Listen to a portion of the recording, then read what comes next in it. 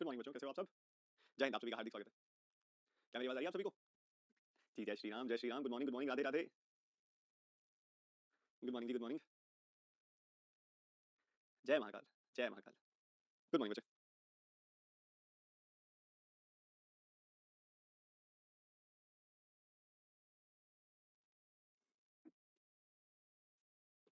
कल की class revise कर ली सबने? कल की क्लास सभी ने रिवाइज कर ली एकदम अच्छे से? चलिए आगे बढ़ते हैं। और बस मैं वेट कर रहा हूँ जल्दी से हमारा मंडे आएगा, उसके बाद और मंडे को हम क्लास आगे बढ़ाएं। मंडे को हम अपना नया टाइम स्टार्ट करें, क्योंकि रोज जो है 1.5 घंटे के हिसाब से बहुत थोड़ा थोड़ा हो रहा है। We need this time. तो मंडे से आपका ये टाइम होगा, अभी जो नेक्स्ट मंडे आने वाला है आपका, मंडे से आपका ये वाला टाइम होने वाला है 7:15 AM to 9 AM। तो हमको 15 से 20 मिनट जो एक्स्ट्रा मिलेंगे इसके अंदर, उसके अंदर हम थोड़े और ज्यादा सवाल डिस्कस कर पाएंगे, ठीक है? और आज की क्लास की शुरुआत करते हैं। कल का जो सवाल आप सभी ने किया होगा बहुत अच्छे से, अब वैसा ही एक मिलता जुलता सवाल आपके सामने कि एक पर्सन जो है 8.33% अपनी इनकम का स्पेंड करता है रेंट पे, और बाकी एंड 75% ऑफ इनकम वो सेव कर लेता है। The remaining amount is split in equally in food and other expenses. The percentage of food spent in food is. Good morning बच्चे, गुड मॉर्निंग, गुड मॉर्निंग। अच्छा, सब कुछ परफेक्ट चल रहा है? क्लास सही चल रही है एकदम? आवाज परफेक्टली आ रही है? दिखाई भी परफेक्टली दे रहा हूँ, सुनाई भी परफेक्टली दे रहा हूँ? एक बार प्लीज कंफर्म कर दो। मैं चैट ऑफ करने जा रहा हूँ, फिर एक बार आप कंफर्म कर दो।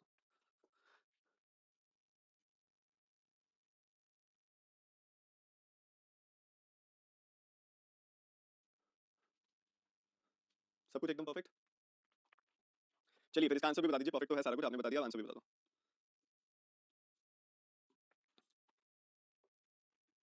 ठीक है, सही है, सही है, सही है, सही है। अब इस क्वेश्चन में खास बात क्या है कि ये सक्सेसिव का सवाल नहीं है। जैसे यस्टरडे हमने जो पहला क्वेश्चन किया था ना, वो सक्सेसिव डिक्रीज का सवाल था, सक्सेसिव परसेंटेज डिक्रीज का सवाल था। ये जो सवाल है सक्सेसिव परसेंटेज डिक्रीज का नहीं है। इसमें बड़ी कायदे से कहीं पे भी देखोगे आप तो ऐसा नहीं लिखा हुआ कि 10% of the remaining, 32% of the remaining, या 8.33% of the remaining, 75% of the remaining. नहीं, इधर जो बेस वैल्यू है वो इनकम ही है। हर जगह जो बेस वैल्यू है वो इनकम है। जो इनकम है 100%, वही हमारी बेस वैल्यू है हर जगह पर। जैसे सबसे पहले उसने बोला 8.33% किसका? 8.33% किसका बोला बेटा? 8.33% किसका बोला गया? 8.33% ऑफ इनकम बोला गया। इतना पैसा रेंट पे खर्च हो रहा है। उसके बाद 75% ऑफ रिमेनिंग इनकम बोला गया। 75% ऑफ रिमेनिंग इनकम बोला गया। बताओ बताओ, ऑफ रिमेनिंग है क्या? नहीं, 75% ऑफ इनकम है, सिंपल सी बात। 8.33% ऑफ इनकम है, सिंपल सी बात। तो 75% उसका सेविंग्स में चला जाता है। ठीक है जी। बाकी कितना बचेगा फिर ये बताओ? बाकी कितना बचेगा? अगर 75 प्लस 8.33 यानी कि 83.33, तो इन दोनों में चला गया। 83.33 तो इन दोनों में चला गया। तो बचा कितना? बचा 100% माइनस 83.33% यानी कि 16.66%। 16.66% बच गया। तो जो 16.66% है ये रिमेनिंग है जी, ये रिमेनिंग है हमारे पास, ये रेस्ट है, बचा हुआ है। अब जो बचा हुआ है the remaining portion, the remaining amount split equally, इसको दो बराबर इक्वल हिस्सों में बांट दो। इसका आधा करोगे यू विल गेट 8.33। 8.33, ये जो दो बराबर हिस्से किए आप लोगों ने, ये दो बराबर हिस्से कहां कहां जाने वाले हैं? ये दो बराबर बराबर हिस्से फूड में और अदर में जाने वाले हैं। ये फूड एक्सपेंसेस में गया और एक गया अदर एक्सपेंसेस में। हमसे सवाल क्या पूछा है? Percentage spent on food. Food पे 8.33 8.33% खर्च होगा फूड के ऊपर। क्या इतनी सी बात क्लियर है सबको? प्लीज कंफर्म करेंगे, क्योंकि यहाँ पे कहीं पे भी ऐसा नहीं बोला गया कि पहले उसकी इनकम का 20% रेंट पे गया, फिर 30% ऑफ द रिमेनिंग इनकम। ऐसा रिमेनिंग इनकम तो नहीं बोला ना कहीं पे, ऐसा तो नहीं बची हुई इनकम का परसेंटेज निकालना है आपको, तो नहीं। हर जगह they use the word income. They started with 8.33% of income, then 75% of income, then the remaining is split into two parts. तो हर जगह कहीं पे भी सक्सेसिव वाला लैंग्वेज यूज नहीं हो रहा है, कहीं पर भी ऐसी फीलिंग नहीं आ रही है कि they are talking about remaining. वो रिमेनिंग की बात नहीं कर रहे हैं कहीं पर भी। तो अगर रिमेनिंग की बात नहीं कर रहे हैं, they are talking about the same base value. ठीक है सर, ये दोनों तो फूड का है। नहीं बेटा, दोनों फूड का नहीं। आप सवाल को ध्यान से पढ़ो, पहले सवाल को बहुत ध्यान से पढ़ो। लैंग्वेज में ही सब सवाल का जवाब छुपा हुआ है आपका। सबसे पहले पूरी तो इनकम है इसकी। इस इनकम में से 8.33% रेंट में गया, 75% सेविंग्स में गया।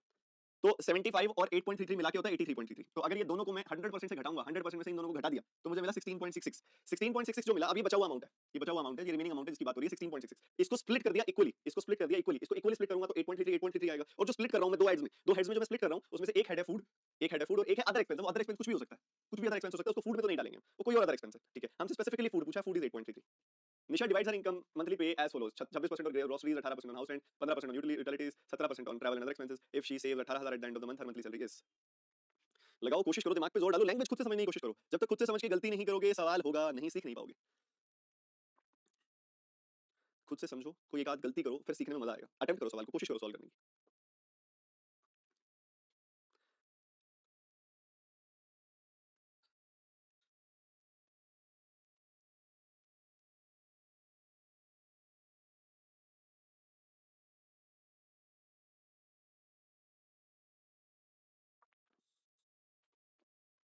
अगेन क्या यहाँ पे कहीं पे भी मेंशन है कि 26% तो ग्रोसरीज में गया, फिर 18% ऑफ रिमेनिंग गया हाउस रेंट पे? ऐसा लिखा हुआ है क्या 18% ऑफ रिमेनिंग?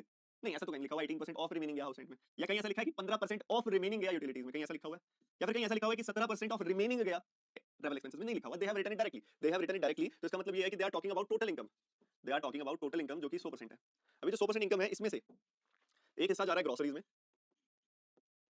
एक हिस्सा जा रहा है ग्रॉसरीज में जो कि 26% है, एक हिस्सा जा रहा है हाउस रेंट में जो कि 18% है, एक हिस्सा जा रहा है यूटिलिटीज में जो कि 15% है। कहीं पे भी रिमेनिंग वर्ड नहीं यूज किया हुआ, मतलब इनकी जो बेस वैल्यू है वो टोटल इनकम ही है। ट्रैवल एंड अदर पे, ट्रैवल एंड अदर एक्सपेंसेस में जा रहा है 17%। परफेक्ट। तो इसके बाद जो बचेगा, क्योंकि सारे खर्चे यहाँ से सिमट चुके हैं, इसके बाद जो भी बचेगा वो क्या होगा, वो उसकी सेविंग्स होंगी, जो भी बचेगा वो उसकी सेविंग्स होंगी। अब 100% में से अगर आप 26%, 18%, 15% और 32% घटाओगे तो पहले तो इन सबको जोड़ लो, 17 और 15 32, 32 और 18 50, 50 और 26 76, 76 आ जाएगा। तो इन सबका सम आ गया 76 और टोटल कितना है 100%। 100% में से 76% गया, बाकी कितना बच गया 24%। तो बाकी 24% की बचत हो रही होगी, बाकी का जो बच गया 24% वो सेव हो रहा होगा। तो यहाँ पे बाकी का जो 24% बच गया है वो सेव हो रहा होगा, सेविंग्स हो रही होंगी। ठीक है जी। अभी जो 24% है, 4% का 6 गुना, 4% का 6 गुना, 4% का 6 गुना मतलब 1/25 का 6 गुना, मतलब 6/25 ऑफ द टोटल इनकम जो है वो सेव हो रहा है। 24% मतलब 6/25, तो 6/25 ऑफ द टोटल इनकम जो है वो सेव हो रहा है। पर एक्चुअल में सेव हो कितना रहा है, एक्चुअल में सेव हो रहा है 18,000 रुपए। एक्चुअल में सेव कितना हो रहा है, सेव हो रहा है 18,000 रुपए। तो 6 से काटा मैंने 3 बार, 3,000 आ गई वैल्यू, क्रॉस मल्टीप्लाई किया तो मुझे मिल गया 25 दिया 75,000, 75,000। तो इसकी जो इनकम है वो 75,000 है। एक खास जो लैंग्वेज समझने वाली बात है कि हमारी बेस वैल्यू क्या है, ये आइडेंटिफाई करना बहुत ज्यादा जरूरी है। परसेंटेज का कोई भी सवाल हो, आपका फोकस इस चीज पे बहुत क्लियर होना चाहिए कि भाई परसेंटेज जो दिया जा रहा है वो निकाला किसका जा रहा है, उसकी बेस वैल्यू क्या है। That is very very important, very very important. जैसे यहाँ पे सीधा सा बोला गया कि यहाँ पे इनिशियल अपनी मंथली इनकम डिवाइड की है कुछ इस तरीके से कि 26% ग्रॉसरी में जाएगी, 18% रेंट पे जाएगी, 15% यूटिलिटीज पे, 17% ट्रैवल पे। कहीं पे भी मेंशन नहीं किया हुआ इस तरीके से कि 26% ग्रॉसरी पे जाएगी, 18% ऑफ रिमेनिंग हाउस रेंट पे जाएगी। अगर वो ऐसा बोल देता फिर we have to go for that approach, successful approach, जो हम पहले हमने फर्स्ट क्वेश्चन पढ़ा था, यस्टरडे का लास्ट क्वेश्चन था जो, तो उस तरीके से मूव करते हैं इसके अंदर। बट इसने डायरेक्टली सीधा सीधा बता दिया कि इतना इतना परसेंट जा रहा है, कहीं रिमेनिंग वर्ड का यूज नहीं किया, रेस्ट वर्ड का यूज नहीं किया, 75% ऑफ रेस्ट या 75% ऑफ रिमेनिंग, और रिमेनिंग या रेस्ट इस तरह के वर्ड यूज नहीं किए। मतलब ये बचे हुए की बात तो नहीं कर रहा है, मतलब बेस वैल्यू तो चेंज नहीं कर रहा है हर बार, बेस वैल्यू चेंज नहीं कर रहा, मतलब बेस वैल्यू हर बार हमारी मंथली सैलरी है, बेस वैल्यू हर बार हमारी इनकम है। तो इसी इनकम का 26%, इसी इनकम का 18%, इसी इनकम का 15% और इसी इनकम का 17% है, इसलिए मैंने इन सबको जोड़ा तो मुझे 76% मिला। 100% में से 76% गया, बचा 24%, वो भी इसी इनकम का है। तो इस 24% की वैल्यू, इस 24% ऑफ इनकम की वैल्यू, 24% मतलब 6/25 ऑफ द इनकम की वैल्यू 18,000 है। तो यहाँ से इनकम 75,000 आ गई। बेटा जो लेट आए हैं, बेटा मैं बिल्कुल डिसअपॉइंटेड हूं बेटा आपसे, जो लेट आ रहे हैं। बस मुझे लग रहा है कि कॉन्फिडेंस टूटना चालू हो गया आप लोगों का, जो एकदम से वो लेके आए थे ना एनर्जी, हाँ हम तो कुछ कर जाएंगे, वो अब जाने लगी है, लग रहा है मेरे को। दीपक spends 12% of his salary on food, 18% on rent and 25% of the remaining on other expenses. If his savings is 10,500, आप थोड़ा ध्यान से करना, केयरफुली करना।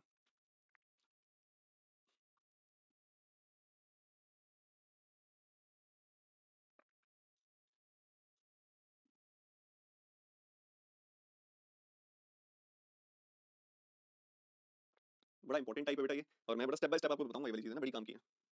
सबसे पहले दीपक ने अपनी सैलरी का 12% और 18% रेंट पे किया। देखो वो चाहता तो ऐसा भी लिख सकता था कि 12% ऑफ द सैलरी गया फूड पे एंड 18% ऑफ रिमेनिंग गया रेंट पे, पर उसने ऐसे नहीं लिखा। उसने लिखा 12% गया फूड पे, 18% गया रेंट पे, मतलब इन दोनों की बेस वैल्यू जो है वो हमारी इनकम ही है। तो पहले वाला 12% और 18% एक साथ है एक तरीके से, क्योंकि उन दोनों की बेस वैल्यू जो है, इन दोनों की जो बेस वैल्यूज है वो हमारी टोटल इनकम है। ठीक है, तो इनको मिला दोगे अगर तो आपको मिलेगा 30% of total income, 30% of total income. तो जितनी भी दीपक की इनकम है, जितनी भी दीपक की इनकम है, उस इनकम में से पहले 30% स्पेंड हो गया। मैं पहले 30% स्पेंड हो गया। 30% कहाँ गया भाई, 30% दो जगहों पे गया। एक तो गया फूड और एक गया रेंट, एक तो गया फूड और एक गया रेंट। अब इतना लिखने के बाद कुछ रिमेनिंग बचा होगा, कुछ रिमेनिंग बचा होगा। अब मेरा ध्यान रिमेनिंग पे जा रहा है क्योंकि उसने मेंशन किया है कि उस रिमेनिंग में से 75% सैलरी किसकी सैलरी है, वो 75% वो रिमेनिंग सैलरी का, रिमेनिंग सैलरी का ये लिखा हुआ 25% ऑफ द रिमेनिंग सैलरी। तो ये जो बची हुई सैलरी थी, मतलब इसमें टोटल सैलरी में से 30% खर्चा करने के बाद जो बची हुई सैलरी थी, इस बची हुई सैलरी का 25% और खर्च किया गया। 25% कहाँ खर्च किया गया, अदर एक्सपेंसेस में। 25% सैलरी अदर एक्सपेंसेस में खर्च हो गया। जब अदर एक्सपेंसेस में खर्च हो गया, उसके बाद जो बची वो थी सेविंग्स, उसके बाद जो बची वो थी सेविंग्स, और वो कितनी थी 10,500, 10,500।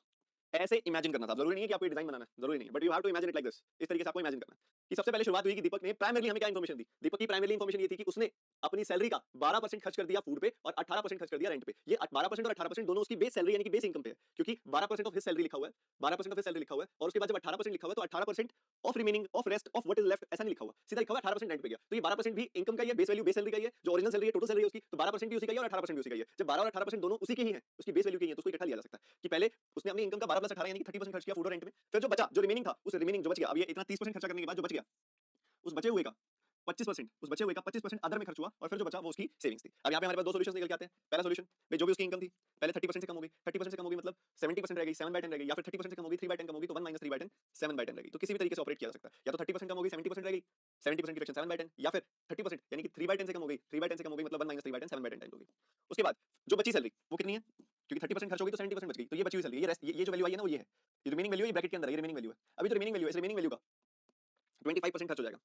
अगर वो पूछता आपसे, आपको वो बता देता कि इस 25% की वैल्यू क्या है, मान लो आपको ये 25% निकालना होता, तो आप इसका 1/4 निकालते, और ये निकालते ही आपको पता लग जाता क्या कि उसने अदर पे कितना एक्सपेंस किया है, एक्सपेंस ऑन अदर। देखिए अदर पोर्शन पे कितना एक्सपेंस है ये पता लग जाता। अगर आप इस आर का, ये ब्रैकेट जो है ये आर है, इस आर का 25% निकाल लेते तो आपको पता लग जाता कि अदर पे कितना एक्सपेंस है। बट आपको यहाँ पे बताया गया सेविंग्स कितनी है। तो आपको ये देखना है कि भाई इस बची हुई सैलरी का 1/4 खर्च हो गया, इस बची हुई सैलरी का 1/4 खर्च हो गया तो 1 - 1/4 3/4 बाकी है, जो 3/4 है वो सेव हो गया होगा। ठीक है, या फिर 25% इस बचे हुए का 25% खर्च हो गया, जब 25% खर्च हो गया इस बचे हुए का तो 100 - 25% 75% बाकी होगा, 3/4 बाकी होगा, सेविंग्स बाकी होंगी। तो सेविंग्स कितनी बाकी है 10,500, सेविंग्स कितनी बाकी है 10,500। उसके बाद अगर आप देखोगे 7 या 21, 21 का 5 गुना 500 आ गई वैल्यू, तो और उसके बाद 4 5 20 2000 और ये 20,000 आ गई इनकम। 20,000 आ गई इनकम हमारे पास। और हमसे पूछा हुआ था रेंट कितना पे किया गया जी, रेंट कितना पे किया गया, तो रेंट पे किया गया था 18% ऑफ द सैलरी। रेंट कितना पे किया गया था 18% रेंट पे किया गया था, इनकम का 18% रेंट पे किया गया था, ये रेंट था। तो 20,000 का 18% यानी कि 3600 रुपए, 20,000 का 18% यानी कि 3600 रुपए, 18 दूनी 36, ठीक है, परसेंटेज 2 जीरो गया, 18 दूनी 36, 18 टू द 36 एंड 100। तो ये सारा का सारा जो इमेजिनेशन है ना वो हमें ध्यान से देखना है, ठीक है। अगर मान लो वो हमें इसी तरह पे इसी सवाल पे ये बोल देता कि इफ हिज सेविंग्स की जगह वो ये दे देता कि 20% other expenses rest are savings, और हमें बता देता वो एक्सपेंस अदर एक्सपेंसेस आर ₹2000, अगर वो ऐसे बोल देता अपने को, ठीक है। रेस्ट आर सेविंग्स तो ठीक है, जो बचा हुआ वो सेविंग्स होगा, ठीक है। अदर एक्सपेंसेस बोल देता 2000 है, तो हम क्या करते हैं सबसे पहले देखते हैं इसकी टोटल इनकम में से 30% खर्च हो गया तो 70% रह गया। अब बची हुई इनकम का 25% है अदर एक्सपेंसेस और मुझे उसी की वैल्यू दी हुई है 2000, तो मैं क्या करता इस बची हुई इनकम का 25% यानी कि 1/4 निकालता और उसको 2000 से इक्वेट कर देता, ठीक है, ऐसा करता मैं। अगर मुझे अदर एक्सपेंसेस देता हूं बट उसने मुझे सेविंग्स दी है तो मैंने सेविंग्स निकाली कि भाई ये बची हुई इनकम है, पहले 30% खर्चा करके ये बची हुई इनकम है, इसका 1/4 तो खर्च हो जाएगा अदर एक्सपेंसेस में, बचेगा कितना, इसका 1/4 खर्च हो जाएगा तो 1 - 1/4 3/4 बचेगा सेविंग्स होंगी, तो उसको 3/4 से जैसे मल्टीप्लाई किया मुझे सेविंग्स मिल गई, सेविंग्स की वैल्यू 10,500 दी हुई थी, बस वो मिल गया, बात खत्म हुई। राहुल ने 10% अपनी इनकम का ट्रांसपोर्ट में और 6% फूड पे खर्च किया। उसके बाद जो बच गया ऑफ द रिमेनिंग उसने उसका 57.14% क्लोथिंग में खर्च किया एंड सेव्स द रेस्ट, और बचा हुआ उसने सेव कर लिया। If savings is 21,000 expenditure on food clothing together. ध्यान से करना है, केयरफुली करना है, और बेटा जो लेट आया है प्लीज मेरी रिक्वेस्ट समझ लो, कुछ भी समझ लो। मंडे को तुम्हारी नेक्स्ट क्लास है, मंडे को मुझे एक बच्चा टाइम पे चाहिए।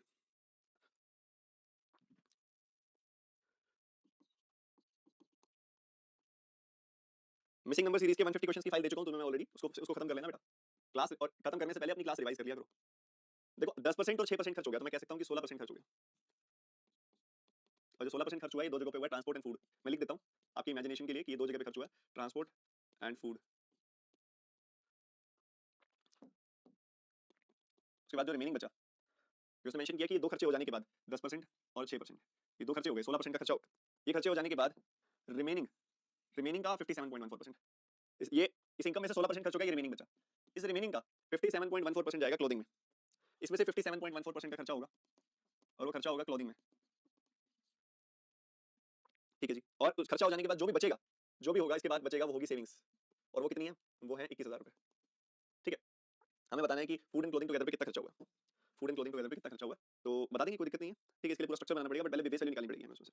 बेस वैल्यू निकालने के लिए आप एक बात समझिए, सबसे पहले 16% का खर्चा हो गया बेटा, 16% का खर्चा हो गया तो जो भी इनकम थी, अगर 16% का खर्चा हो गया तो 100 - 16% यानी कि 84% बच गया होगा, ये हमारी रिमेनिंग इनकम होगी। ये हमारी रिमेनिंग इनकम होगी। अगर 16% का खर्चा हो गया तो 84% बाकी होगा, 100% - 16%, या फिर 16% की फ्रैक्शन जानते हो आप 4/25 होती है, तो 1 - 4/25 यानी कि 21/25 होगा बची हुई इनकम 16% खर्च होने के बाद। 84% की फ्रैक्शन ही होती है 21/25, ठीक है। तो दोनों में से किसी तरीके से ऑपरेट किया जा सकता है, ठीक है। तो मैंने इसको लिख दिया 21/25 कि भाई 16% का खर्चा हो गया, 4/25 का खर्चा हो गया, तो बच गया 21/25। अब जो बच गया वो इस ब्रैकेट में बंद है, जो बच गया वो इस ब्रैकेट में बंद है, ठीक है। तो इस बचे हुए का 57.14% खर्च हो गया। 57.14% क्या होता है, 14.28% का 4 गुना, 1/7 का 4 गुना मींस 4/7, और जब 4/7 खर्चा हो जाएगा, जब 4/7 खर्चा हो जाएगा तो बचेगा कितना, 3/7, बचेगा कितना, 3/7। तो ये वैल्यू आ गई आपके पास सेविंग्स की। सेविंग्स कितना है, 21,000, सेविंग्स आपके पास 21,000 रुपए। 7 से काटा 3 बार, और फूड एंड क्लोथिंग पूछ रहा है आपसे वो, तो बेसिकली पूछ रहा है 6% और 57.14%, मतलब उसकी तरफ से जो पूछा जा रहा है वो पूछा जा रहा है 6%, मतलब 2/3/50, 57.14% यानी कि 4/7, इसका सम पूछा जा रहा है आपसे इनकम का, इसका सम, ठीक है। और 57.14% रिमेनिंग का रिमेनिंग का तो इसको अलग अलग तरीके से सॉल्व करना पड़ेगा, अलग अलग टुकड़े लेने पड़ेंगे, बट मुझे ये दिखाई दे रहा है कैंसिल नहीं हो रहा है, ठीक तो है ना, ये कैंसिल नहीं हो रहा है। नहीं ठीक बात है, वैसे तो जो है इसमें कैंसिल नहीं हो रहा, बट इसका सोल्यूशन और इंटरेस्टिंग किया जा सकता है, वो मैं बताता हूँ कैसे, मैं बताता हूँ। देखो हम मानेंगे सबसे पहले कि 100 रुपए इसकी इनकम है, जिसमें से सबसे पहले दो जगहों पे खर्चा हुआ है, एक ट्रांसपोर्ट पे फूड में, मैं बताऊंगा ऐसा क्यों कर रहा हूँ, पहले समझो। इसकी इनकम हमने मान ली 100 रुपए, इसकी इनकम मैंने अज्यूम कर ली 100 है। अब उस इनकम में से ट्रांसपोर्ट पे खर्चा हो गया 10% और फूड पे खर्चा हो गया 6%, रिमेनिंग कितना बचा, रिमेनिंग बचा 84। अभी जो रिमेनिंग बचा इसका 57.14% यानी कि 4/7, तो इसका 4/7 निकालोगे तो मिलेगा 48, ये 48 गया क्लोथिंग पे और 3/7 यानी कि 36 गया सेविंग्स में, ठीक है। क्योंकि इसका 4/7 खर्च हो गया क्लोथिंग में और बाकी जो बचा वो सेविंग्स में चला गया। हमें 21,000 जो वैल्यू दी है 36 यूनिट की वैल्यू दी है। अब सवाल आता है हमसे पूछा क्या गया, हमसे पूछा गया देखो हमें दिया गया है कि 36 यूनिट्स की वैल्यू जो है वो 21,000 है, सेविंग्स की वैल्यू 21,000 है, हमें ये दिया गया और हमसे पूछा गया फूड और क्लोथिंग पे खर्चा जो हो रहा है, तो फूड पे हो रहा है 6 और क्लोथिंग पे हो रहा है 48, तो 48 + 6 यानी कि 54 का खर्चा हो रहा है, वो हमसे पूछा जा रहा है। 54 यूनिट्स की वैल्यू हमसे पूछी जा रही है कितनी होगी। तो इसके लिए क्या करेंगे, सबसे पहले इसको 4 से काटेंगे तो 9 आ जाएगा और 6 से गुना कर देंगे, ठीक है, या फिर 3 से डिवाइड करेंगे तो क्या आ जाएगा, देखो इसको मैंने ना 2 से डिवाइड किया, 2 से डिवाइड किया तो 18 यूनिट की वैल्यू कितनी आ गई 10,500 और फिर 18 तिया 54 होता है तो इसको 3 से गुना कर दिया, 3 से गुना करूंगा तो मुझे मिलेगा 31,500। था ना इंटरेस्टिंग सवाल, तभी मैं मार गया था, मैंने कहा कुछ तो हटके चाह रहा है, कुछ हटके मांग रहा है, इसको हटके ही देना पड़ेगा। अब ऐसे में क्या होता है, ये एक स्पेसिफिक टाइप ऑफ क्वेश्चन है जहां पे वो बीच का कोई डेटा पूछ लेता है। अब इसने इस बार क्या किया, ऐसा नहीं किया कि शुरू का डेटा या लास्ट का डेटा पूछ लिया हो, क्योंकि शुरू का डेटा लास्ट का डेटा निकालना होता है, डायरेक्ट सक्सेसिव वाला डायरेक्ट मेथड लगाया या डायरेक्ट सक्सेसिव वाला हमने वर्टिकल अप्रोच लगाया, दोनों में से हमें स्टार्टिंग और फाइनल वैल्यू का रिलेशन मिल जाता है। इनकम से बात शुरू होती है फिर वो घटती घटती घटती लास्ट तक पहुंच जाती है, तो स्टार्ट वैल्यू और लास्ट वैल्यू के बीच में रिलेशनशिप आ जाता है, वो डायरेक्ट सक्सेसिव में होता है जब वो या तो लास्ट वैल्यू पूछता है या स्टार्टिंग वैल्यू पूछता है। बट इसके अंदर इसने बीच की वैल्यू पूछ दी, इसने बोला सबसे पहले ऊपर वाला जो स्ट्रक्चर बनाया वो क्लियर होना चाहिए आपको कि राहुल ने 10% खर्चा किया इनकम पे, 10% इनकम खर्चा किया ट्रांसपोर्ट पे, बाकी 6% खर्चा किया फूड पे, तो पहले 10 + 6 16% का खर्चा हो गया ट्रांसपोर्ट और फूड पे। फिर जो बचा उस बचे हुए बचा इतना होगा, मान लो इतना खर्चा करके ये बच गया, ये जो बचा इसका 57.14% खर्च किया क्लोथिंग पे और जो उसके बाद फाइनली बच गया वो हमारी सेविंग्स थी।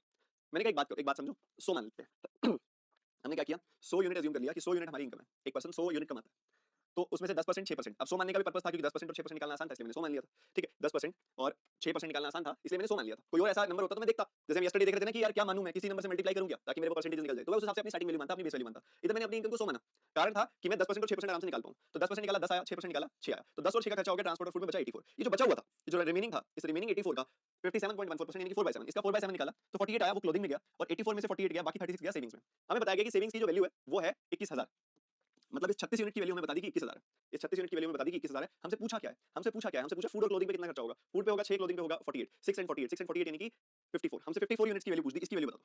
मैंने कहा देखो 36 और 54 के बीच में क्या रिलेशन होता है, ये 18 का डबल होता है, ये 18 का ट्रिपल होता है, तो मैंने कहा इसको 2 से डिवाइड कर दो, इसको 2 से डिवाइड कर दो पहले, तो 36 को 2 से डिवाइड किया 18 आया, 21,000 को 2 से डिवाइड किया 10,500 आया, तो 18 यूनिट की वैल्यू 10,500 आ गई, ठीक बात है, तो इसका 3 गुना कर दो, 18 का 3 गुना 54, 10,500 का 3 गुना 31,500, तो हमारे पास सी ऑप्शन आंसर आ गया 31,500। अगला सवाल करेंगे और मुझे ये बताएंगे कि ये पीछे वाला सवाल अच्छे से क्लियर है सबको, क्योंकि इसमें इसने बीच वाली वैल्यू पूछ ली थी तो हमें तोड़ के चलना पड़ा पहले से ही, जल्दी बताएंगे सर। कभी कोई मेथड लगता है कभी कोई मेथड, बेटा अभी आप नए हो ना तो आपको ऐसा लग रहा है कि आपको वो मेथड भी याद रखने पड़ेंगे, कौन सा मेथड लगा है, बट ऐसा नहीं है, आपको ऑटोमेटिकली चीजें समझ आने लग जाएंगी कि जब वो स्टार्टिंग या लास्ट वैल्यू की बात कर रहा है तो हमें क्या करना है, हमें उसके अंदर डायरेक्ट सक्सेसिव का कोई मेथड लगा देना, डायरेक्ट अप्रोच या वर्टिकल अप्रोच। पर अगर वो कोई बीच की वैल्यू की बात ले रहा है तो हमें एज्यूम करके हर एक लेवल पे वैल्यू निकालनी पड़ेगी अगर वो बीच का कुछ निकालने के लिए बोल रहा है हमें, ठीक है। अब एक बहुत सिंपल सी बात समझो, मैंने इनकम को मान लिया 100, आप छोड़ो सारी बातें, मुझे एक बात बताओ, इनकम को 100 मान लिया मैंने, इनकम को 100 मान लिया कोई दिक्कत तो नहीं है, ठीक है, इनकम 100 मान लिया मैंने, तो उसमें से 10% बोला गया ट्रांसपोर्ट पे गया, तो 100 का 10% मतलब 10 का खर्चा हो गया ट्रांसपोर्ट पे, वो कह रहा है फूड पे 6 का खर्चा हो गया, 6 का खर्चा हो गया फूड पे, तो बाकी 84 बच गया, जो बाकी का 84 बचा अब उसकी बात कर रहा है, क्योंकि अभी बात कर रहा है रिमेनिंग की, ठीक है, अभी बात कर रहा है रिमेनिंग की, तो ये बाकी का जो रिमेनिंग बच गया 84, इस 84 का मैंने निकाला 4/7, 84 को 4/7 से मल्टीप्लाई करोगे क्या मिलेगा तुम्हें 48 गया क्लोथिंग पे और 84 में से 48 गया, बाकी 36 हो गया सेविंग्स में। अब उसके बाद इसको ऐसे भी सॉल्व कर सकते थे, इसके बाद ऐसे भी सॉल्व कर सकते थे कि आपको पता है सेविंग्स की वैल्यू कितनी है, 36 यूनिट की वैल्यू, सेविंग्स की वैल्यू उसने दिया 21,000, तो 1 यूनिट की वैल्यू कितनी हो गई 21,000 बटे 36। हमने निकालना क्या है, हमने निकालना है कि खर्चा कितना हुआ क्लोथिंग और फूड पे मिला के, यानी कि 48 + 6 हमें 54 यूनिट की वैल्यू निकालनी है। 54 यूनिट कितना हो गया 21,000 बाय में 36 गुना में 54, 18 से काटा 3 बार, 18 से काटा 2 बार, 2 से काटा 10,500 बार, 10,500 का 3 गुना 31,500 आ गई वैल्यू, ठीक है। तो इस तरीके से हम इसको सॉल्व कर सकते थे, चाहे ऐसे कर लो चाहे ऐसे कर लो, एक ही बात है। तो ऐसा तो छोड़ा कुछ भी नहीं है, ये तो बस उसका डिस्ट्रिक्ट क्वेश्चन को लिखने, एक क्वेश्चन को एक्सप्लेन किया हुआ है यहाँ पे, we are just explaining the question here, solution तो यहाँ से चल रहा है और बहुत सिंपल चल रहा है। एक बार रिवाइज करेंगे बहुत अच्छे से समझ आएगा, टेंशन नहीं लेनी। ये भी कुछ वैसे ही क्वेश्चन आप करो, सीमा ने 25% अपनी इनकम हाउस होल्ड नीड्स में खर्च की, रिमेनिंग में से 20% उसने हाउस रेंट पे खर्च की, देन 40% जो उसमें बचा उसने कोचिंग में खर्च किया और बाकी अदर एक्सपेंसेस में था, ठीक है। And her monthly savings are 18,000, then amount she pays as rent, ये बताएंगे आप।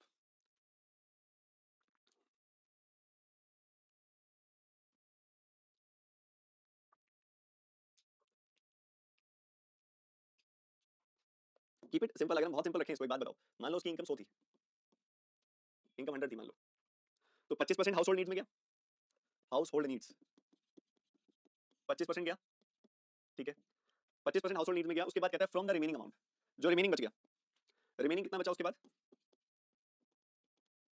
रिमेनिंग बचा 75, तो ये जो रिमेनिंग बच गया, इस रिमेनिंग का 20% गया हाउस रेंट पे, जो रिमेनिंग बच गया उस रिमेनिंग का 20% गया हाउस रेंट में, इसका 20%, तो हाउस रेंट 75 का 20% यानी कि 15, वो हाउस रेंट में गया। हाउस रेंट देने के बाद ऑफ व्हाट इज लेफ्ट, जो बच गया, उसके बाद रिमेनिंग कितना आया, उसके बाद रिमेनिंग कितना आया फर्दर 50, तो ये जो रिमेनिंग आया 50 उसका 40% किस में गया, उसका 40% गया कोचिंग एंड अदर एक्सपेंसेस में, कोचिंग एंड अदर एक्सपेंसेस में गया 40%, 50 का 40% कितना होता है 20, 20 गया कोचिंग एंड अदर एक्सपेंसेस में, ठीक है, उसके बाद जो बचा सारा का सारा वो सेविंग्स होंगी, क्योंकि इसके बाद तो अगली कोई बात बोली नहीं हुई। ठीक है, उसके बाद हर मंथली सेविंग्स आ गई, तो ये 30 यूनिट्स जो आ गई, 50 में से 20 गया, 30 यूनिट्स आ गई मंथली सेविंग्स। अब हमें दिया क्या गया और हमसे पूछा क्या गया, हमें वैल्यू दी गई है सेविंग्स की 18,000 रुपए, मतलब इस 30 यूनिट की वैल्यू, सेविंग्स है ना 30 यूनिट की वैल्यू, 30 यूनिट की वैल्यू दी गई है 18,000 रुपए। तो एक यूनिट की वैल्यू हो गई 600 रुपए, एक यूनिट की वैल्यू हो गई 600 रुपए। रेंट में कितना जाएगा, रेंट में जा रहा है 15 यूनिट, रेंट में जा रहा है 15 यूनिट, तो 15 यूनिट की वैल्यू कितनी हो गई, 15 गुना 600 रुपए, यानी कि 9,000 रुपए, 9,000 रुपए हमारा रेंट में चला जाएगा। ठीक है, 9,000 रुपए हमारा जो है रेंट में चला जाएगा। ये 60 आएगा, एक सेकंड रुको, आज मैं लगा नींद में हूं, कैसी गलतियां कर रहा हूं मैं। 75 में से 50 गया, 15 गया, 60 आएगा, और इस 60 का 40% यानी कि 24, तो ये 36 बचेगा। 36 यूनिट की वैल्यू आएगी 18,000, तो 36 पंजे 180, एक यूनिट की वैल्यू 500 आ गई, और हमने बताना है कि हाउस रेंट में कितना जाएगा, हाउस रेंट में जाएगा 15 यूनिट, तो 15 यूनिट की वैल्यू कितनी आ जाएगी, 15 गुना 500 यानी कि 7500। B option is the correct answer. तो ये ना ऐसे हेड्स बना के चलने पड़ेंगे आपको, ऐसे हेड्स बना के चलने पड़ेंगे आपको, और ऐसे हेड्स बना के चलोगे तब जाके बात बनेगी। मैं आपको बताऊंगा, दोबारा से समझाऊंगा, और क्या हर बार 100 मानने से हो जाएगा ये भी मन में आ रहा होगा। ठीक है, ये भी मन में आ रहा होगा, इसका भी डाउट दूर करूंगा मैं आपका, अभी पहले एक बार समझ के चलो। अच्छा, मैंने 100 मानने का कॉन्फिडेंस क्यों आया मेरे पास, ये बताओ। मैंने 100 ही क्यों माना, मैंने देखा 100 में से 25% निकालना है, 25 निकालूंगा 75 बच जाएगा, फिर 75 पे 20% निकाला जा सकता है क्या, तो मन में आया 75 पे 20% निकाला जा सकता है, 15 आएगा, निकाल दिया 60 बचेगा, तो 60 बचेगा क्या, उसका 40% निकाला जा सकता है, बिल्कुल निकाला जा सकता है, तो सारे परसेंटेज निकाले जा सकते हैं 100 लेने के बाद, तो मन में ये एक पूरा चार्ट बन गया मन में, तो इसलिए मेरा कॉन्फिडेंस आया कि यार मैं मान लेता हूं। तो इस 100 में से सबसे पहले क्या हुआ, इस 100 में से सबसे पहले सबसे जरूरी चीज यहां पे देखोगे हाउस होल्ड नीड्स कट गई, कितनी गई house hold needs, 25, 25 house hold needs गई, 75 बच गई। अब ये जो बच गया दिस इज रिमेनिंग, ये जो रिमेनिंग 75 बच गया, इसका 20% गया हाउस रेंट में, इसका 20% मतलब इसका 1/5, इसका 1/5 मतलब 15 गया रेंट में, फिर कितना बचा, फिर बचा 60, दिस इज न्यू रिमेनिंग, ये नया रिमेनिंग है, और इस 60 का 40% गया कोचिंग एंड अदर एक्सपेंसेस में, इसका 40% यानी कि 24 गया कोचिंग एंड अदर एक्सपेंसेस में, तो बाकी कितना बच गया, बाकी बच गया 36, बाकी बच गया 36। तो जो बच गया उसके बाद कह रहा है फॉर मंथली सेविंग्स, तो ये पक्की बात है, सेविंग्स है। देखो थोड़े से ना अच्छे अच्छे क्वेश्चन आने लगेंगे, कोई भी चीज हम करते हैं ना, जैसे मान लो ये वाला टाइप हम कर रहे हैं, अब 2-3 आसान सवाल आए, तो एक टेढ़ा सवाल भी आएगा, और टेढ़ा सवाल समझने में दिक्कत भी आएगी, थोड़ा एफर्ट ज्यादा भी लगेगा, तो एफर्ट ज्यादा देने के लिए तैयार रहो, मैं ये बोलना चाहता हूँ, थोड़ा एफर्ट एक्स्ट्रा लगेगा, थोड़ा ध्यान ज्यादा रखना पड़ेगा, थोड़ा फोकस अच्छा रखना पड़ेगा, वो ध्यान रखो, क्योंकि ऐसा थोड़ी हम इजी करते रहेंगे, हमें लेवल भी तो बढ़ाना है ना बेटा। अब हमें यहाँ पे बोला गया मंथली सेविंग्स 18,000, मतलब इस 36 यूनिट की वैल्यू है 18,000, तो 36 का 5 गुना 180, 500 आ गई, एक यूनिट की वैल्यू, एक यूनिट की वैल्यू 500 आ गई, हमने क्या बताना है, रेंट बताना है, मतलब 15 यूनिट की वैल्यू बतानी है हमें, 15 यूनिट की वैल्यू 15 गुना 500 यानी कि 7500 आ गई। ठीक है बेटा, बस ये था इस पूरा का पूरा फॉलो अप। ठीक है, अब अगेन मैं आपको ये बोलना चाहूंगा कि सर ये मान के कब चलते हैं, एक तो तरीका हो गया मान के चलने वाला, ऐसे मान के चलने वाला तरीका हो गया, ठीक है, और एक एज्यूम करके चलने वाला तरीका हो गया, और एक तरीका आपने करवाया था कि भाई सर ये डायरेक्टली भी तो किया था हमने कि भाई ये वाला फॉर्मेट भी होता है, ये वाला फॉर्मेट भी होता है कि सर ऐसे मल्टीप्लाई किया और निकाल दिया, सर कब कौन सा फॉलो करेंगे, तो इसमें गोल्डन रूल रखो सिंपल सा, जब आपसे उसने स्टार्टिंग और फाइनल वैल्यू में से कोई पूछा है, या तो starting value they the final value पूछ ली, या final value they the starting value पूछ ली, तब आप डायरेक्ट मेथड लगाओ या वर्टिकल अप्रोच लगाओ, वो वाला मेथड लगेगा, क्योंकि उससे मिलता क्या है, क्योंकि देखो कोई भी मेथड लगाने से पहले हमें ये समझना पड़ेगा कि वो मेथड लगा के मिलता क्या है। डायरेक्ट अप्रोच लगाते हैं, वर्टिकल अप्रोच लगाते हैं, तो हमारे को स्टार्टिंग वैल्यू और लास्ट वैल्यू के बीच की रेशो मिलती है, स्टार्टिंग वैल्यू और लास्ट वैल्यू का रिलेशन मिलता है। जब स्टार्टिंग वैल्यू और लास्ट वैल्यू का रिलेशन मिलेगा, रेशो मिलेगी, तो हमें उन दोनों में से कोई एक वैल्यू अगर दी गई होगी तो हम दूसरी निकाल पाएंगे, इट्स कॉमन सेंस। बट जब वो सवाल में आपको दे तो कुछ कुछ वैसा ही सक्सेसिव डिक्रीज दे या फिर डायरेक्ट परसेंटेजेस का डेटा दे, जो दो तरह के टाइप हमने किया है, कोई वैल्यू दे दे और बीच की कोई वैल्यू पूछ दे, जैसे मैं बीच की कोई वैल्यू पूछ दिया, ऐसे बीच में स्टार्टिंग और लास्ट, इनकम और सेविंग्स नहीं पूछा, रेंट पूछ दिया, तो इसलिए हमें ऐसा एज्यूम करके टायर बना बना के चलना पड़ेगा, हमें पता करना पड़ेगा बीच वाली वैल्यू क्या है और आगे वाली वैल्यू क्या है। पहला assumption हमारा 100 ही होता है, 100 ही मानना होता है, बट एक बात बताओ, अगर पहला परसेंटेज मेरा होता 14.28%, 14.28% होता, तो 14.28% तो निकालना बड़ा मुश्किल हो जाता है 100 का, पर किसका निकालना आसान होता है 14.28%, 14.28% होता है 1/7, तो 7 का 14.28% निकालना आसान होता है, तो मैं अपनी स्टार्टिंग वैल्यू को 100 ना मान के 700 मान देता, कुछ भी मान सकते हैं ना, हमें तो बेसिकली रिलेशन निकालना है सारी वैल्यूज के बीच में आपस में कितना है।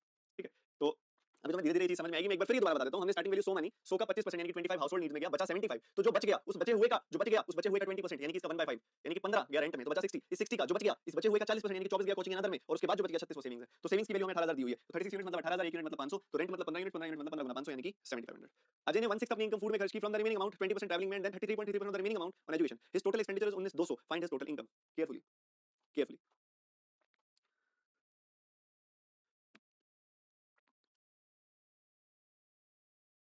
इसमें भी इसने इसके तीनों एक्सपेंडिचर्स का सम दे दिया, मतलब बीच की वैल्यू दे दी इसने इस बार, तो आपको कुछ ना कुछ एज्यूम करके चलना पड़ेगा, कुछ ना कुछ मान के चलना पड़ेगा। क्या मानोगे, मान लो आपको यहाँ पे बोल रहा है 1/6 निकालना है, तो कुछ 6 का मल्टीपल मानना पड़ेगा, अब आप 6 का मल्टीपल मानना है तो 60 मान सकते हो, उसमें कोई दिक्कत नहीं है, 600 मान सकते हो, कोई दिक्कत नहीं है,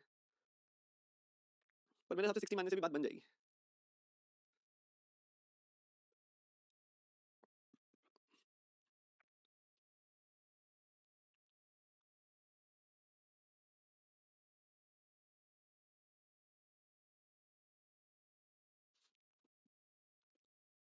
तो ना दिमाग में ना ऐसे ये प्रोसेस चलनी चाहिए कि अगर मैं 60 मानूं तो उसमें से 1/6 खर्चा हो जाएगा तो 50 हो जाएगा, क्या 50 का 20% में निकाल सकता हूँ? तो मन में आएगा हाँ 50 का 20% तो निकाला जा सकता है, 50 का 20% निकालूंगा 10 आएगा 40 बचेगा, फिर क्या मैं 40 का 1/3 निकाल पाऊंगा? लेकिन नहीं यार, मतलब एक 6 की कमी रहेगी, एक 6 की कमी रहेगी। तो एक मतलब एक इसमें 3 का मल्टीपल और होना चाहिए था, तो 3 गुना 3 गुना 3 गुना मान लो, ऐसे मान लो 3 3 से गुना कर दो, तो 180 मान लो, 180 मान लो। वैसे तो मेरे दिमाग में जो आ रहा है ना, इसमें जेन्युइनली बताऊं तो मेरे दिमाग में तो आ रहा है 36 मानना, क्योंकि 36 से 2 6 भी आ जाएंगे बीच में और अपना 20% का काम भी चल जाएगा, तो 36 मानने से भी हो जाएगा वैसे तो अगर मैं इनकम को मान लूं 36, अब मानना ही इंपॉर्टेंट बात है, और अब इस मानने को लेकर मैं तुम्हें ट्रेन करूंगा, टेंशन मत लो। देखो मैंने 36 यूनिट्स माना, अब इसमें से 16 का खर्चा हो गया, 36 का 16.66% यानी कि 1/6 कितना होगा? 1/6 होगा 6 यूनिट, 6 यूनिट का खर्चा हो गया फूड पे, बाकी कितना बचा 30 यूनिट्स। जो 30 यूनिट्स बच गया, इस 30 यूनिट्स का 20% गया ट्रैवलिंग पे, इसका 20% होगा 6 यूनिट, 6 यूनिट गया ट्रैवल पे, तो और बच गया 24। इस 24 का 33.33% यानी कि 1/3, 1/3 गया कितने पे? 1/3 गया 8, वो स्पेंड हुआ है एजुकेशन पे। ओके बढ़िया। उसके बाद बच गया 16, 16 यूनिट बच गया। तो कहते हैं total expenditure is 19,200। Total expenditure कितना हो रहा है भाई? टोटल एक्सपेंडिचर 6 6 8, तो 6 6 8 मतलब 20 यूनिट की वैल्यू, 6 6 12 8 20 20 यूनिट की वैल्यू है 19,200, तो 960 आ गई एक यूनिट की वैल्यू। 960 अगर एक यूनिट की वैल्यू आ गई तो 36 यूनिट की वैल्यू निकाल दो। 36 यूनिट की वैल्यू 36 * 960 आ जाएगी। 36 9 324, 36 6 216, तो ये हो गया 34560, 34560। ठीक है सर, वो सारी बातें आसान है, पर ये 36 मानना ये कैसे समझ में आया? तो मैं क्या इधर बताता हूँ। देखो 36 कोई चीज को 16.6% कम करोगे मतलब 6 से डिवाइड करोगे, ठीक है। 6 से डिवाइड करने के बाद नेचुरली 5 का मल्टीपल तो आता ही आता है। जब किसी चीज को 1/6 से कम करते हैं ना, तो अपने 5 का मल्टीपल तो आता है, क्योंकि 6 को भी 1/6 से कम करता हूं ना मैं, 6 को 1/6 से कम करता हूं तो 5 का मल्टीपल आता ही आता है, ठीक है। तो 5 का मल्टीपल आया, इसको 20% से भी कम कर दिया मैंने, कोई दिक्कत नहीं है। 5 को 1 से कम किया तो 4 भी आ गया, तो 6 5 4 तो नॉर्मल है। मुझे इसको 33.33% कम करना था, मतलब ये 3 का मल्टीपल होना चाहिए था, तो 3 का मल्टीपल होना चाहिए, तो मैंने 3 3 से इसको दिमाग में मल्टीप्लाई किया ना, तो 18 आया। फिर मैंने सेफ साइड पे रहने के लिए 18 की जगह 36 मान लिया। मैं 18 भी मानता तो भी हो जाता, मैं 18 भी मानता तो भी हो जाता। देखो 18 मान के दिखाता हूं तुम्हें, 18 माना इसको, मान लो 18 माना, तो इसको पहले हमने क्या किया, पहले 16.6% यानी कि 1/6 कम किया, तो 1/6 का खर्चा किया, 1/6 का खर्चा हो रहा है फूड पे, बाकी बचा 12 सॉरी 15, जो 15 बचा उस 15 का 20% खर्चा हुआ ट्रैवल पे, 20% मतलब 1/5 का खर्चा हुआ ट्रैवल पे, फिर बचा 12, इस 12 का 1/3 खर्च हुआ, इस 12 का 1/3 खर्च हुआ मतलब 4 खर्च हुआ एजुकेशन पे, तो कितना बच गया? बच गया 8 यूनिट, ये हो गई सेविंग्स, ठीक है। तो हमें दिया हुआ है 3 3 4 की वैल्यू, 3 3 4 का सम कितना है? तो 3 3 6 4 10, तो 10 यूनिट की वैल्यू दे दी 19,200, तो 1 यूनिट की वैल्यू हो गई 1920, तो 18 यूनिट की वैल्यू कितनी हो जाएगी? 18 गुना 1920, आना भैया मल्टीप्लाई करके 34560, ठीक है। तो ये जो प्रोसेस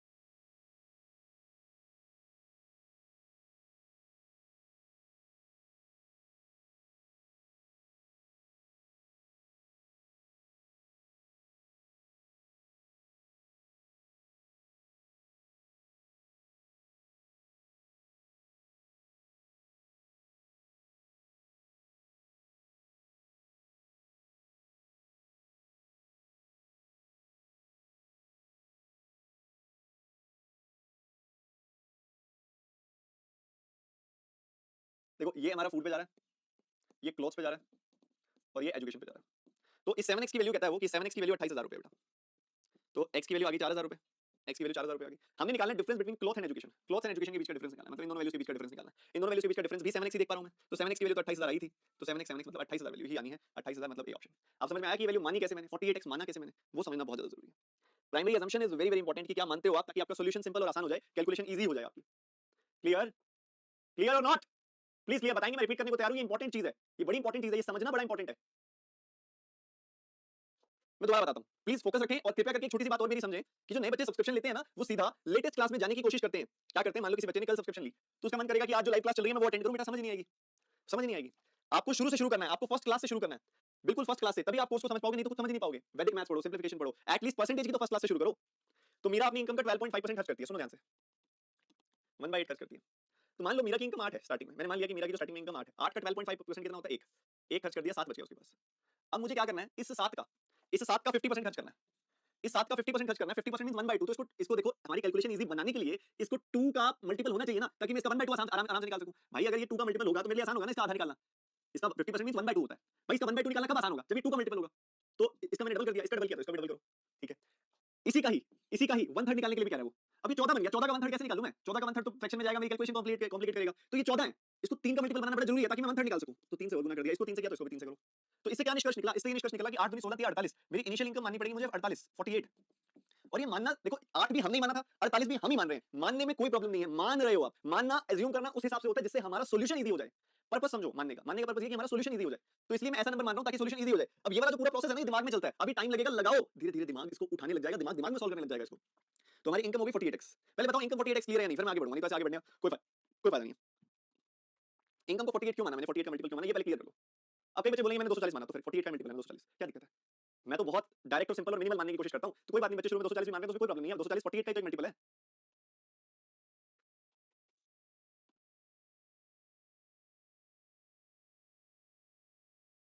एक बच्चा कह रहा है मैं 24 मानूंगा, भाई तू 24 मान ले, रुक एक बार, तू 24 मान ले, मान लिया 24 ले, 24 का 1/8 गया, 3 गया, 21 आ गया। इसका 50% करियो, अब इसका 50% खर्चा करना है ना क्लॉथ पे, इसका 50% फिर डेसिमल में जाएगा, फिर तुम कैलकुलेशन में कोई गलती करोगे। 24 से नहीं हो रहा ना भाई, तुम्हारे सामने करके दिखाया मैंने कि मैंने बिल्कुल बेसिक लेके चला, 8 का 12.5% मतलब 1 कम हुआ, 7 आ गया। अभी जो 7 आया, ये 7 इसी 7 का, इस 7 का मुझे 50% निकालना है, मतलब इस 7 को 2 का मल्टीपल होना पड़ेगा। 50% मींस 1/2 होता है, तो इसको 2 का मल्टीपल होना पड़ेगा, तो इसको 2 का मल्टीपल किया सबसे पहले मैंने, 2 से मल्टीप्लाई किया 14 बन गया, 14 2 का मल्टीपल होता है, इसका 50% निकालना आसान होता है। इसी का मुझे 1/3 निकालना था, तो मतलब इसको 3 का मल्टीपल भी होना चाहिए, तो 3 से मल्टीप्लाई किया इसे मैंने इसको। अब 2 3 यानी कि 6 से मल्टीप्लाई किया, तो ये 42 बन गया, ये 48 बन गया, इसको 6 से करूंगा तो इसको भी 6 से करूंगा, तो मेरी इनिशियल इनकम आ गई 48। 48 में से 12.5% खर्चा हुआ था फूड पे, 1/8 का खर्चा हुआ था फूड पे, मतलब 6x का खर्चा हुआ था फूड पे, बाकी बच गया 42x। इस 42x में से 50% तो खर्च हो गया क्लॉथ पे, 21x मतलब इसका 50% इसका आधा, इतना तो चला गया क्लॉथ्स पे। और इसी का ही, क्योंकि ऐसे बाद में अलग से रिमेनिंग लिखा हुआ, फ्रॉम द रिमेनिंग इनकम, उसी रिमेनिंग इनकम का ही 50% और उसी रिमेनिंग इनकम का ही 1/3 है। तो 42 का 1/3 यानी कि 14x खर्च हो गया एजुकेशन पे। तो 42 में से 21 और 14 यानी कि 35 गया, तो बच गया 7x। ठीक है, 7x बच गया। हमसे सवाल क्या बोला जा रहा है, हमसे बोला जा रहा है कि इसके बाद जो सेविंग्स हो रही है वो 28,000 हो रही है, मतलब इस 7x की वैल्यू है 28,000। और हमसे पूछा क्या जा रहा है, क्लॉथ पे जो खर्चा हो रहा है और एजुकेशन में जो खर्चा हो रहा है उनका डिफरेंस, 21 और 14 का डिफरेंस भी होता है 7x। हमसे 7x की वैल्यू पूछी जा रही है, तो 7x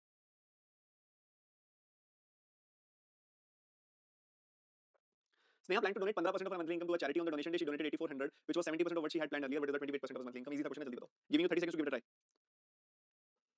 क्लास को 2 बार रिवाइज करो, और अगर आपको लग रहा है कि अगर मैं सही बच्चों से बात कर रहा हूं इस समय, कि जो बच्चे रिसेंटली हफ्ते पहले, 10 दिन पहले, 8 दिन पहले, 5 दिन पहले सब्सक्रिप्शन ली है, बेटा बीच में रैंडमली किसी लाइव क्लास में मत जाओ, समझ नहीं आएगा। सीक्वेंस फॉलो करो, क्योंकि being a online teacher sequence ही मेरा सहारा है। ठीक है, अगर मैं सीक्वेंस में आप पढ़ोगे आपको हर एक बात समझ में आएगी। अगर आप बीच में आओगे तो आपको वो बातें नहीं पता जो मैं इससे पहले बता चुका हूं, और इससे पहले मैं 50 तरह की बातें बता चुका हूं। तो जो 50 तरह की बातें बता चुका हूं मैं हर क्लास में हर बात बार-बार नहीं बता सकता, क्योंकि फिर हम आगे नहीं बढ़ पाएंगे लेक्चर में, फिर हम पुरानी बातें करते रह जाएंगे, हम नई बातें नहीं कर पाएंगे। तो I request you, if you are a new student, start in the sequence, पहली क्लास से स्टार्ट करो।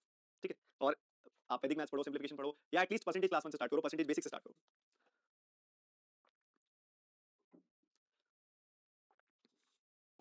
अच्छा, कितना प्लान किया था इसने डोनेट करने का?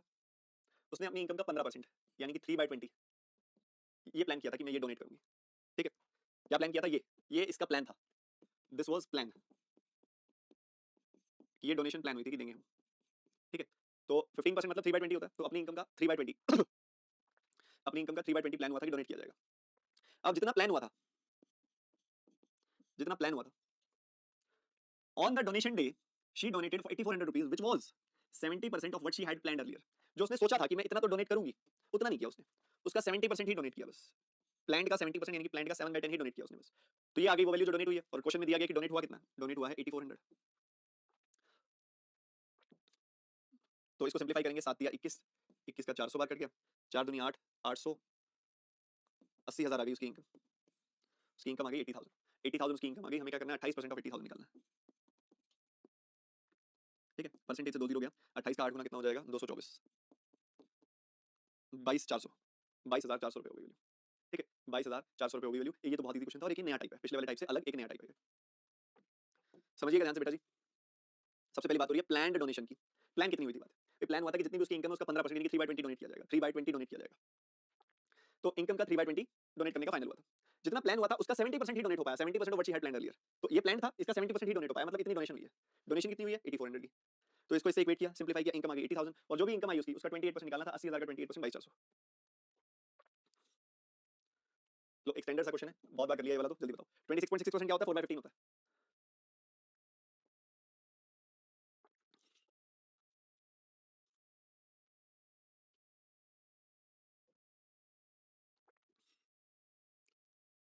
ट्वेंटी 6.66% हो गया 4/15, तो 15 में से 4 का खर्चा कर दिया। अच्छा 43.33% क्या होता है, ये होता है 50% माइनस 6.66%, 50% माइनस 6.66%। करो करो उस हिसाब से करो, 1/2 minus 1/15, so it will be 13/30।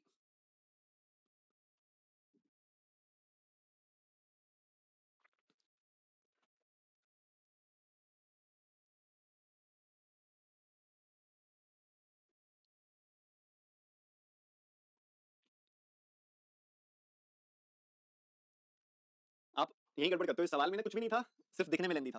आप मेरे को एक बात बताओ, आपसे पूछा क्या, आपको दिया क्या और आपसे पूछा क्या, आपको बताया कि रेंट 4200 है, आपको बताया कि रेंट 4200 है, तो सेविंग्स कितनी होंगी ये पूछा आपसे। रेंट 4200 है तो सेविंग्स कितनी होंगी, जरा इस लाइन से पढ़ना चालू करो।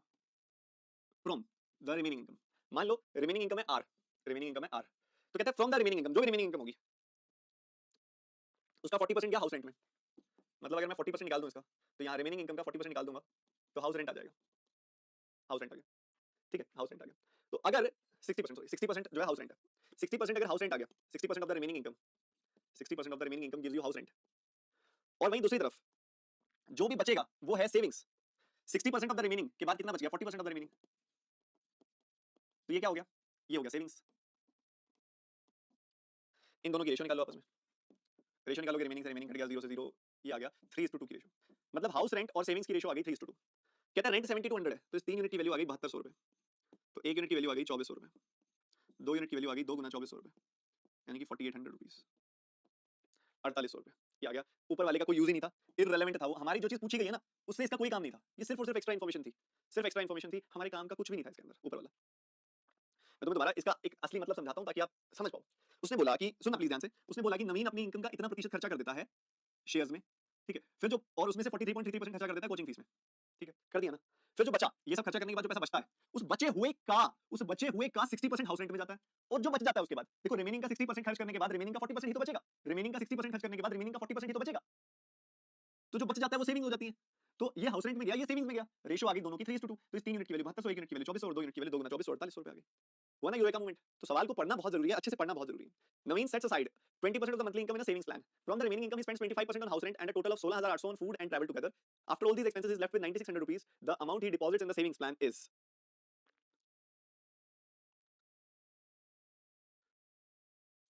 करो बेटा, कोशिश करो अच्छे से सिंप्लीफाई करो सवाल को। देखो क्या कह रहा है वो, नवीन सेट्स असाइड, पहले उसने अपनी 20% इनकम को सेविंग प्लान में डाल दिया, तो 5 में से एक उसने सेविंग प्लान में डाल दिया, 4 बच गया। जो बचा उसका 25% हाउस रेंट में गया, तो 4 का 25% मतलब 1 गया हाउस रेंट में, 3 बच गया। तो जो 3 बचा, a total of 16,800 on food and expenses together, after this 9,600 ये और हो गया। मुझे तो दिखाई दे रहा है कि क्या सॉल्यूशन होना चाहिए इसका, आप करो कोशिश। आज वाले सवाल सारे दोबारा सॉल्व करना।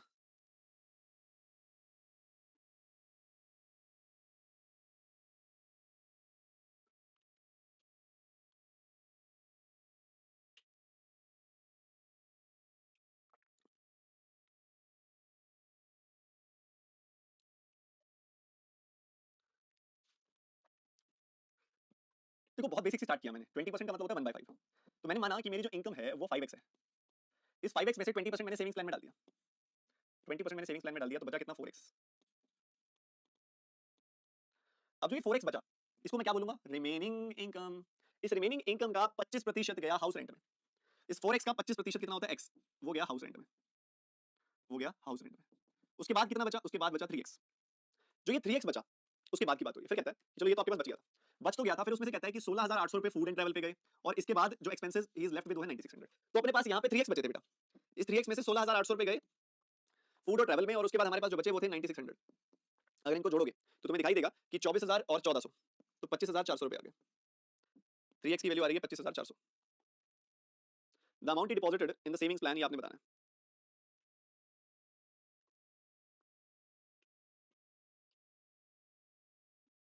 26,400। आज मैं थोड़ा सा लग रहा है मेरे को, मेरी नींद पूरी नहीं है, मैं नंबर थोड़ा से उठा नहीं पा रहा हूँ, कुछ गड़बड़ हो रही है। आई थिंक आई नीड, रात को बहुत लेट हो गया, 2-2:30 बज गई मेरे को सोते सोते। और मतलब कई बार क्या होता है ना, आपको नींद नहीं आ रही होती, आपका काम करने का मन कर रहा होता है, बस वैसे ही हाल है। तो 3 से काटोगे तो 3 का 8 गुना 24, 8800 आ गई एक्स की वैल्यू।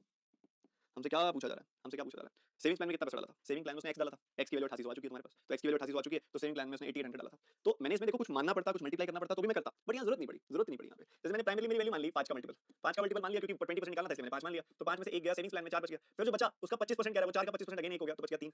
ठीक है, तो इसलिए मैंने माना कि मेरी शुरुआत हुई थी, मेरी इनकम थी 5x, उसमें से 20% गया, मतलब x चला गया, x चला गया तो बच गया 4x, फिर उस 4x में से 25% चला गया, x चला गया तो बच गया 3x। ठीक है, तो ऐसे चल रहा है। अब उस 3x में से भी 16,800 खर्च हो गया, तो बच गया 9600। तो जब हमने इनको सिंप्लीफाई किया, जब मैंने इनको सिंप्लीफाई किया तो हमें दिखाई दिया कि हमें मिल रहा है 26,400, 3x की वैल्यू 26,400, x की वैल्यू 8800, x की वैल्यू 8800 आने के बाद वो पूछता है कि कितना पैसा सेविंग प्लान में डाला था, भाई x डाला था सेविंग प्लान में, और x की वैल्यू तो 8800 आ गई है। एक फ्रूट सेलर के पास 70% एप्पल्स थे डे 1 पे, sells 70% of the apples on day 1 and throws away 10% of the remaining apples. Day 2 he sells 1/3 of the apples and discards the rest. What percentage of the original apples does he throw away in the total? तो शुरुआत हुई 70% Apple से, तो मान लो 100 में से 70 बेच दिए तो 30 बच गए, 30 में से 10 फेंक दिए, 30 में से 10 फेंक दिए तो हमने बस 10% फेंक दिए, तो 90% बच गए, 27 बच गए, उस 27 का 1/3 यानी कि 9 बिक गए, 18 बच गए और रेस्ट डिस्कार्ड कर दिए। तो डिस्कार्ड जो किए थे वो टोटल का कितना परसेंट है, बताओ बताओ।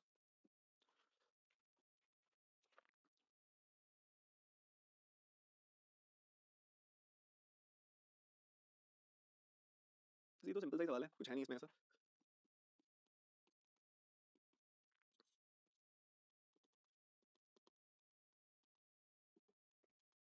देखो हमारा स्टॉक जो था, मान लो स्टॉक जो था वो 100 से शुरुआत हुई, स्टॉक की 100 से हमारी स्टॉक की शुरुआत हुई, 100 में से 70% बेच दिए, 100 में 70% बेच दिए, 70% बेच दिए तो बचे कितने, फिर 30 बच गए हमारे पास।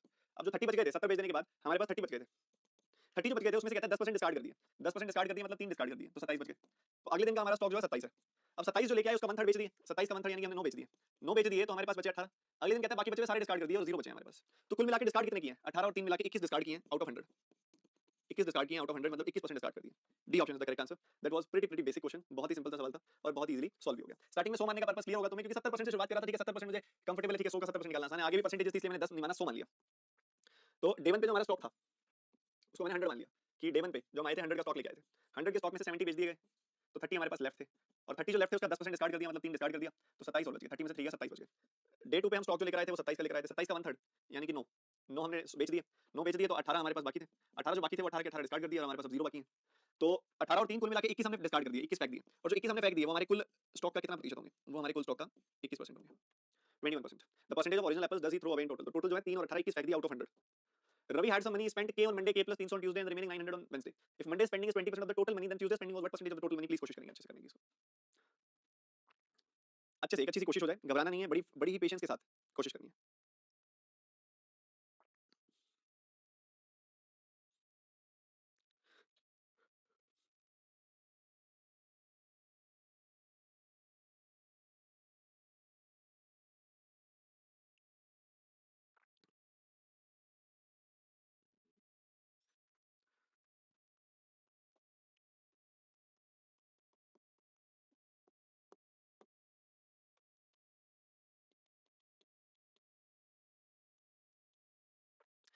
रवि के पास कुछ पैसा था जिसमें से रुपीस के उसने खर्च कर दिए मंडे को, के प्लस 300 ट्यूसडे को और 900 वेंसडे को, और रिमेनिंग 900 मतलब जो भी थे खत्म हो गए सारे के सारे। तो टोटल अगर मैं पूछूं आपके पास कितना था, रवि के पास कितना था, तो रवि के पास था 2k प्लस 1200, 2k प्लस 1200 था रवि के पास टोटल। कहते हैं उसकी जो मंडे की स्पेंडिंग है वो 20% ऑफ टोटल है, मंडे की जो स्पेंडिंग है वो 20% ऑफ टोटल है, मतलब जो मंडे की स्पेंडिंग है वो है के और जो टोटल स्पेंडिंग है वो है 2k प्लस 1200, तो 20% का मतलब होता है 1/5, मतलब ये वैल्यू इसका 1/5 होनी चाहिए।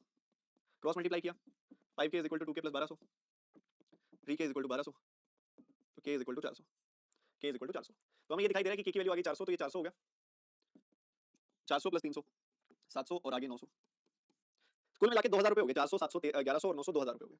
वो कहते हैं इन 2000 रुपए में से then Tuesday spending was what percentage of total money, Tuesday की स्पेंडिंग कितनी है 700 रुपए, तो 700 जो है वो 2000 का कितना परसेंटेज हो गया,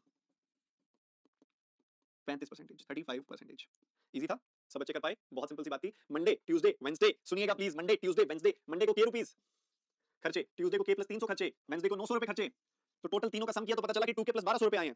तो 2k प्लस 1200 टोटल आए हैं, मंडे के उसमें से k हैं, तो कहता है मंडे की स्पेंडिंग 20% है टोटल मनी का, तो मंडे की स्पेंडिंग है k और तीनों का सम है 2k प्लस 1200, 20% का मतलब होता है 1/5, तो मतलब k जो है वो 2k प्लस 1200 का 1/5 है। क्रॉस मल्टीप्लाई किया, k की वैल्यू 400 आई, पुट करी 400 700 900, तो सम आया 2000, 2000 का सम आया और उसमें से 700 रुपए ट्यूसडे को खर्च कर दिए गए हैं। 2000 का सम आया जिसमें से 700 रुपए ट्यूसडे को खर्च कर दिए गए हैं, तो 700 2000 का कितना परसेंट है? 35%। Kunal gives 25% of monthly salary to a friend. From the remaining amount, he invests 40% in chit fund. The balance is then split between insurance and PPF in 5:4. If difference between the total amount put in chit fund and insurance and the total amount given to friend is 24,000, Kunal's monthly salary is. बहुत ध्यान से, बहुत carefully, अच्छा question है, बहुत अच्छा question है। ये ना आपको सारे क्वेश्चन रिवाइज करके आने हैं, ठीक है? सारे क्वेश्चन अच्छे से करके आने, दो बार, तीन बार सॉल्व करो। कॉन्फिडेंस आना चाहिए। मैं कराऊंगा ये वाला, सुनो ध्यान से। देखो 25% खर्चा कर रहा है, बड़े बेसिक लेवल पे मैं क्या बोल सकता हूँ, 4 पे 1 दे दिया दोस्त को, 4 में से 1 दे दिया दोस्त को, तो 3 बच गया। 25% सैलरी में से अगर अपनी सैलरी का 25% कोई अपने दोस्त को दे रहा है, 25% मतलब 1/4 हो गया, तो 4 में से वो एक दोस्त को दे रहा है, उसके पास 3 बच रहे हैं। अब जो 3 बच रहे हैं उसमें से 40% मुझे निकालना है, 40% मतलब 2/5 निकालना है। क्या ये नंबर 5 से कटता है? क्या ये नंबर 5 से कटता है? जवाब है नहीं। 5 से नहीं कटता तो मैं इसको 5 से गुना कर दूंगा, इसको 5 से करूंगा तो इसको 5 से करूंगा, तो 20 में से 1 गया, 15 बच गया।